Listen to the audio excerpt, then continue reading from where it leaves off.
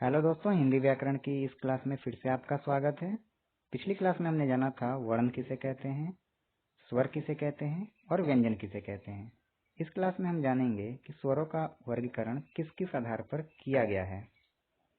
Last class में हमने जाना था कि उच्चारण में लगने वाले समय के आधार पर स्वरों को ह्रस्व, दीर्घ और प्लुत में बांटा गया है। अगर आपने अभी तक पिछला वीडियो नहीं देखा है तो एक बार जरूर देखें। चलिए आज क्लास शुरू करते हैं। स्वरों के उच्चारण में हमारे होठ की बनावट कैसी होती है, उस आधार पर स्वरों को वृत्ताकार और अवृत्ताकार में बांटा गया है। वृत्ताकार या वृत्तमुखी में उ, ऊ, ओ और अ आते हैं। इसमें हमारे होठ की जो बनावट होती है वो गोल हो जाती है, राउंड शेप में हो जाता है। उ, ऊ, ओ और अ के अलावा आप एक औ भी देख रहे हैं। इस औ को आगत ध्वनि, विदेशी ध्वनि या मेहमान स्वर कहते हैं और इसका इस्तेमाल आप जानते हैं कि अंग्रेजी भाषा के शब्दों को लिखने के लिए किया जाता है, जैसे डॉक्टर, कॉलेज, कॉफी। हालांकि औ जो है हिंदी व्याकरण के स्वर में नहीं गिना जाता, परंतु चूंकि हिंदी भाषा में अन्य भाषाओं का समावेश है इसलिए इसको भी वृत्ताकार में रखा गया है। अवृत्ताकार या अवृत्तमुखी में अ, आ, ई, री, ए और ए आते हैं। स्वरों के उच्चारण का स्थान हमारे जीभ के किस हिस्से से हो रहा है, उस आधार पर स्वरों को अग्र स्वर, मध्य स्वर और पश्च स्वर कहा गया है। अग्र मतलब आगे, मध्य मतलब बीच और पश्च मतलब पीछे। अग्र स्वर में ई, री, ए और ए आते हैं। मध्य स्वर में अ और पश्च स्वर में आ, उ, ओ और औ।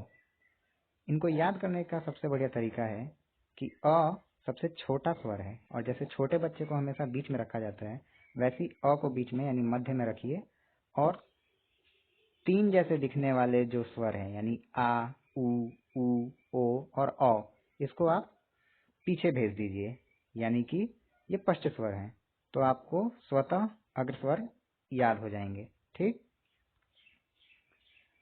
हमारे जीभ के ऊपर का जो हिस्सा होता है उसे तालु कहते हैं। तो तालु और जीभ के स्पर्श जब होता है तो उस आधार पर स्वरों को समृत स्वर, अर्धसमृत स्वर, विवृत स्वर और अर्धविवृत स्वर में बांटा गया है। समृत का अर्थ होता है बंद, यानी कि ई, ऊ और री का जब उच्चारण करेंगे तो हमारा मुंह थोड़ा बंद हो जाता है। अर्धसमृत स्वर, इसका अर्थ है आधा बंद, इसमें ए और ओ आते हैं। विवृत मतलब खुला हुआ, यानी जब आप आ का उच्चारण करेंगे तो आपका मुंह इसमें खुल जाता है। अर्धविवृत मतलब आधा खुला हुआ, यानी कि इसमें अ, ए और औ आते हैं। अनुनासिकता के आधार पर भी स्वरों का विभाजन किया गया है। अनुनासिक चिन्ह आप जानते हैं चंद्रबिंदु को कहते हैं। तो जब हम चंद्रबिंदु स्वरों पर लगा देते हैं तो वो अनुनासिक स्वर हो जाते हैं और जब इसको हटा देते हैं तो वो निर्नुनासिक स्वर होते हैं। जाति के आधार पर भी स्वरों का विभाजन किया गया है। इसमें सजातीय या सवर्ण, इसमें अ, आ, ई, उ, इन सबको जोड़े में रखा जाता है क्योंकि इन सब का उच्चारण एक ही तरह से किया जाता है। विजातीय यानी कि भिन्न जाति से, इसको असवर्ण भी कहते हैं। इसमें ए, ओ और अ आते हैं। इनको विजातीय इसलिए कहते हैं क्योंकि ये भिन्न भिन्न स्वरों के मेल से बने हैं। इसी के साथ स्वर का चैप्टर कंप्लीट होता है। नेक्स्ट वीडियो में हम व्यंजन के बारे में जानेंगे। अगर इससे संबंधित आपको कोई डाउट है, कोई क्वेश्चन है तो कमेंट बॉक्स में ज़रूर पूछिए।